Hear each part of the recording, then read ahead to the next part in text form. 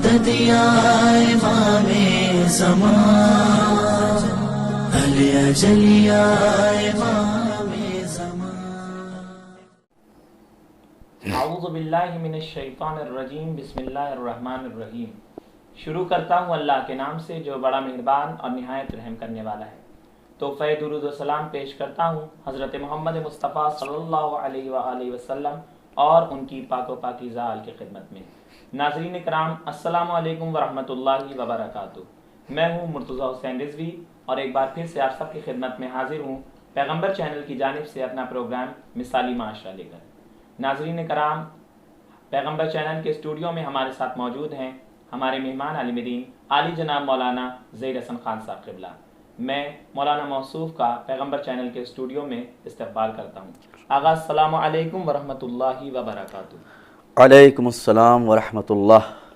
آغا، اس سے پہلے کے ایپیسوڈ میں ہم نے اس بات پر غور کیا تھا کہ پڑوسیوں کے کیا حقوق ہوتے ہیں مثالی معاشرے میں۔ جی، آج انشاءاللہ ہم بات اس موضوع پہ کریں گے کہ ایک مثالی معاشرے کو بنانے میں رسم و رواج کتنا اثر رکھتا ہے۔ اعوذ باللہ من الشیطان الرجیم، بسم اللہ الرحمن الرحیم، الحمد للہ رب العالمین والصلاة والسلام علی اشرف الانبیاء والمرسلین وآلہ الطیبین الطاہرین۔ دیکھیے مرتضیٰ صاحب، جیسے کہ ہم لوگوں کا یہ پروگرام مثالی معاشرہ ناظرین کے سامنے پیش کیا جا رہا ہے پیغمبر چینل کی جانب سے، اور پچھلی بار ہم لوگ گفتگو یہاں پر رکی تھی کہ پڑوسی یا پڑوسیوں کے کیا حقوق ہیں ایک دوسرے پر۔ ٹھیک ہے، اور یقین جانیے، شاید میں نے اس دن بھی یہ بات عرض کی تھی کہ مثالی معاشرہ بنانے میں سب سے پہلے ایک پڑوسی ہی دوسرے پڑوسی کے لیے کچھ کر سکتا ہے۔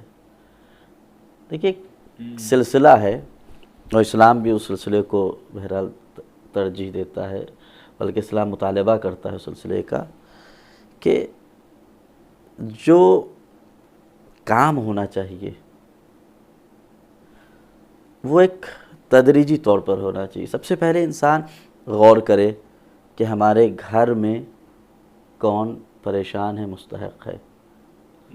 بسا اوقات ایسا ہوتا ہے، آپ کو بتائیں، کہ انسان صرف دکھاوا کرنے کے لیے، نام و نہود کے لیے اپنے گھر کو چھوڑ کر کے دوسری طرف چلا جاتا ہے۔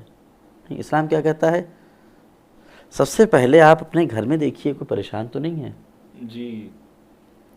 ٹھیک ہے، اس کے بعد جب آپ کو پتہ چل جائے گا نہیں، آپ کے رشتہ داروں میں، آپ کے گھر میں کوئی پریشانی حال نہیں ہے، ضرورت مند نہیں ہے، ٹھیک ہے، اس کے بعد آپ آگے بڑھیے، آپ اپنے پڑوسیوں کو دیکھیے، محلے کو دیکھیے۔ یقین جانیے، اگر یہ سلسلہ ہر انسان اپنی جگہ پر قائم کر لے تو کبھی کسی طرح کی کوئی پریشانی نہیں ہوگی۔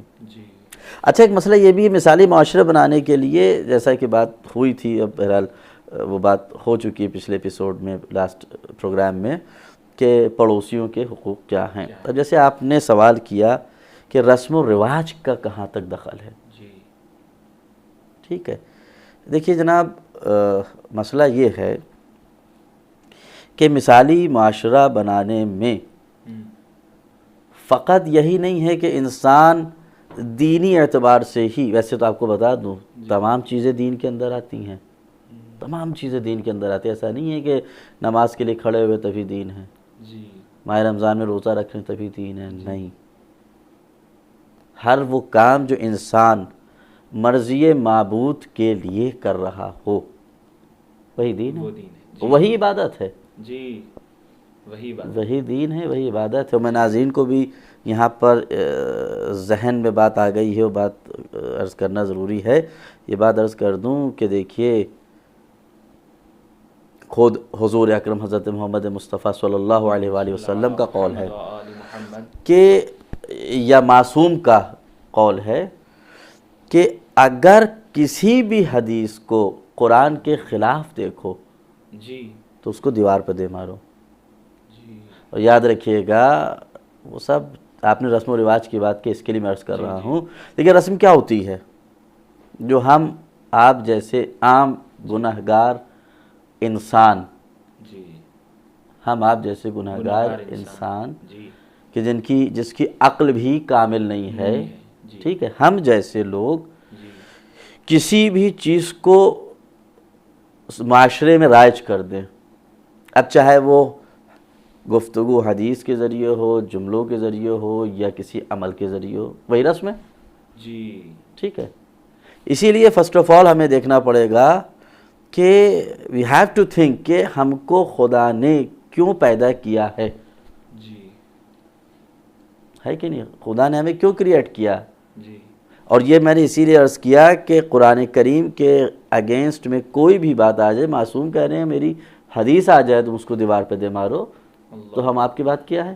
جی تو یہ طے شدہ چیز ہے کہ وما خلقت الجن والانس الا لیعبدون. جی، کہ انسانوں اور جناتوں دونوں کو، فقط انسانوں کو نہیں، جی انسانوں اور جناتوں دونوں کو خداوند عالم نے خلق کیا ہے عبادت کے لیے. جی اب اگر کوئی چیز انسان کے معاشرے میں رائج ہو جائے رسم و رواج کی حیثیت سے، صحابہ اس کو باقاعدہ لوگ منبر پر بھی کہنے لگے جی کہ ہم کو فلاں چیز کے لیے پیدا کیا ہے، کہ ہمیں فلاں چیز کے لیے پیدا کیا ہے، جی اٹ از ناٹ ایکسیپٹیبل، قبول ہی نہیں کی جائے گی. کیوں؟ جی. کیونکہ قرآن کے خلاف جا قرآن کے رہی ہے. خلاف جا. اور اگر آپ نے کسی ایک چیز کے لیے محدود کر دیا کہ صاحب ہمیں ہمارے قوم کو فلاں چیز کے لیے پیدا کیا گیا ہے، تو گویا کہ آپ نے اس کو محدود کر دیا ہے. جی عبادت محدودیت کا نام نہیں، عبادت لامحدود ہے. یعنی عبادت ہر وہ چیز جو مرضی خدا کے مطابق ہو وہ عبادت ہے. اگر آپ نے کسی ایک میدان کے لیے، کسی ایک فیلڈ کے لیے، کسی ایک چیز کے لیے مخصوص کر دیا کہ ہم کو اس کے لیے پیدا کیا ہے، تو it means you are denying the verses of Quran کریم. آپ قرآن کا انکار کر رہے ہیں. آپ بات سمجھ رہے ہیں کہ نہیں میری؟ جی. تو یہ چیز ناظرین اپنے ذہن میں آپ رکھ لیے بہت، کہ خدا نے فقط عبادت کے لیے پیدا کیا ہے، دیٹس اٹ. اس کے علاوہ ہمیں نہیں پیدا کیا گیا ہے. we have been created، ہم کو پیدا کیا گیا ہے فقط اور فقط عبادت کے لیے، بس. جی. یاد رکھ. تو اب جہاں پر انسان رسم و رواج کے معاملے میں آ جاتا ہے، وہاں پر تو جب مقصد خلقت انسانی ہی بدلا جا رہا ہے تو مثالی معاشرہ نہیں بدلے گا. واہ. میں نے آپ سے کہا تھا کہ دنیا کا کوئی بھی سسٹم ہو، دنیا کا کوئی بھی سسٹم ہو، وہ اسلامک سسٹم کا مقابلہ نہیں کر سکتا ہے. اسلام نے جو اصول بنا دیے، ان اصول کی اگر پابندی کی جائے تو یاد رکھیے گا کہ کبھی بھی معاشرہ مثالی معاشرے سے ہٹ کر کے نہیں ہو سکتا ہے. رسم و رواج کہ کوئی دخل نہیں ہے، رسم و رواج تو ہمارے بنائے ہوئے ہیں نا. ارے رسم و رواج نے تو ہمارے دین کو، مذہب کو برباد کر دیا. جی. تمام چیزوں میں رسم و رواج کا دخل ہو گیا ہے. میں نے شاید کسی مجلس میں یہ بات عرض کی تھی، لیکن خیر خدا کا شکر ہے، میں آپ کو اور آپ جیسے تمام نوجوانوں کو مبارکباد پیش کرتا ہوں کہ خدا کا شکر ہے اب ہمارے نوجوان سوچنے کی صلاحیت رکھتے ہیں. وہ کوئی بھی فیصلہ بغیر سوچے سمجھے نہیں کرتے ہیں. سنتے ہیں، سمجھتے ہیں، ریفرنسز لیتے ہیں چیزوں کو. یعنی خود امام حسین علیہ السلام کی قربانی میدان کربلا میں، وہ رسم و رواج پر قربان ہو گئی. خود ان کی قربانی قربان ہو گئی رسم و رواج پر. امام حسین نے توحید کے لیے قربانی دی. بھائی منبع و مرکز تو وہی توحید ہے نا، جس کے لیے امام حسین نے سرزمین کربلا پہ قربانی دی. خود وہ قربانی بھی رسم و رواج کے اوپر قربان ہو گئی کہ امام حسین کی قربانی فقط رسم و رواج رہ گیا ہے.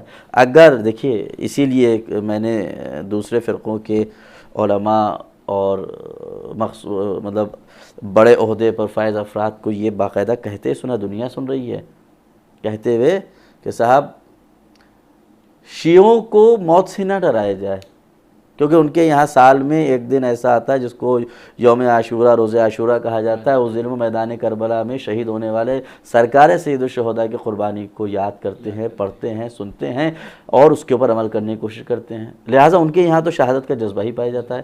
لیکن اس شہادت کے جذبے میں جب رسم و رواج داخل ہو جاتا ہے تو جذبہ ختم ہو جاتا ہے. جی تو آقا ہم دوسرے سوال کی طرف اپنے بڑھتے ہیں کہ آخرت میں یہ مثالی معاشرہ بنانے میں، جو مثالی معاشرہ بنانے میں عقیدہ آخرت جو ہے، عقیدہ آخرت، یہ کس طرح کا اثر رکھتا ہے؟ دیکھیے جناب، دیکھیے جب تک کہ آپ کو آخرت کا یقین نہیں ہوگا تب تک کہ آپ کام ہی نہیں کریں گے. بھائی آپ انویسٹمنٹ کرتے ہیں کسی بھی جگہ پر، چاہے وہ بینک میں ہو یا کسی دوسرے فنانس کمپنی میں ہو یا انشورنس کمپنی ہو، مطلب کوئی بھی کمپنی ہو، تو آپ کب اس پہ انویسٹ کریں گے؟ جب آپ کو ROI ریٹرن آن انویسٹمنٹ اچھا نظر آئے تبھی تو آپ کرتے ہیں. جب تک کہ آپ سب سے پہلے سوال کیا کرتے ہیں؟ سب سے پہلے آپ سوال تو یہی کرتے ہیں نا کہ نہیں ٹیل می ROI. آپ مجھے بتائیں کہ آپ جو پرپوزل لے کر کے آئے ہیں میرے پاس، اس کے اوپر ریٹرن کتنا ہوگا؟ whichever I am going to invest in your company, just first of all tell me the return. آپ جب تک ریٹرن نہیں بتائیں گے مجھے، ہم کیا کہیں گے؟ تو ہم 2 سال 4 سال 5 سال 8 سال 10 سال کے لیے بھی اگر کسی پالیسی میں انویسٹ کرتے ہیں تو ہم ریٹرن چاہتے ہیں. تو کیا پاسبل ہے کہ انسان پوری زندگی کا عمل بغیر ریٹرن کے کر دے؟ نہیں. بھئی یہ ایک فطری چیز ہے کہ جب آپ کو پتہ چلے گا.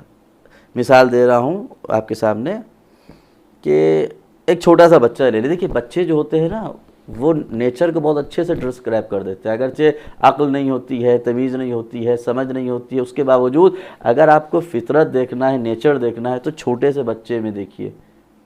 جب سے پیدا ہوتا ہے تب سے لے کر کے 2-4 سال تک آپ دیکھیے، ٹھیک ہے؟ آپ کو پتہ چل جائے گا کہ نیچر کیا ہوتا ہے. اسی نیچر میں سے کیا ہے کہ ایک بچے کے ہاتھ میں آپ نے غبارہ لا کر کے دے دیا. یہ مثال پروردگار رحمت نازل کرے خطیب اعظم مولانا غلام عسکری صاحب کے اوپر انہوں نے دی تھی مثال اپنی کسی مجلس میں کہ آپ ایک غبارہ دے دی صاحب، بچہ کھیل رہا ہے. اب اسی جگہ پر ایک اور بچہ آ گیا، اب وہ غبارے کی ضد کر رہے ہیں. آپ نے ایک سفید کلر کا ایک کلر کا غبارہ آپ کو دیا.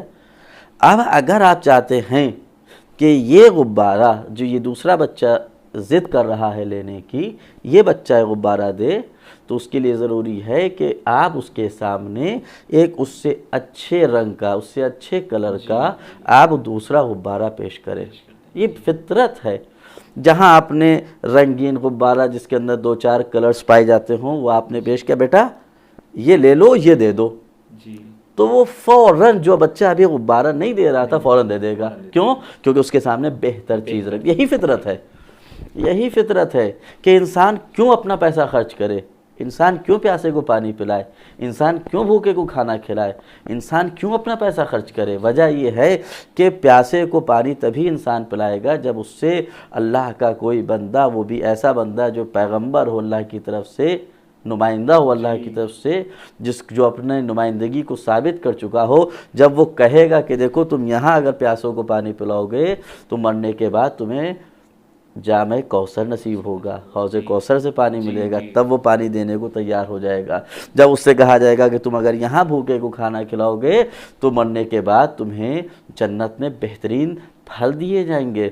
جب آپ اس سے کہیں گے کہ تم یہاں پر غریبوں پر مدد ضرورت مندوں پر انفاق کرو گے، خرچ کرو گے، تو جنت میں تمہیں محل عطا کیا جائے گا. جو تم یہاں دے رہے ہو اس سے 10 گنا بہتر تمہیں ریٹرن دیا جائے گا. جب ریٹرن دیا جائے گا تب جا کر کے وہ دیتا ہے. لہٰذا ضروری ہے ضرورت اس بات کی ہے کہ جب تک کہ عقیدہ آخرت نہیں ہوگا تب تک کہ مثالی معاشرہ نہیں بن سکتا ہے. جی تو آقا ہم بہت بہت شکریہ ادا کرتے ہیں آپ کا کہ آپ ہمارے اسٹوڈیو میں آئے. ناظرین کرام، آج کے ہمارے پروگرام کا وقت یہیں پر ختم ہوتا ہے. انشاءاللہ پھر سے آپ سب کی خدمت میں حاضر ہوں گے پیغمبر چینل کی جانب سے اپنا پروگرام مثالی معاشرہ لے کر. تب تک کے لیے خدا حافظ. والسلام علیکم ورحمۃ اللہ وبرکاتہ. مدد یا امام زمان، علی اجل یا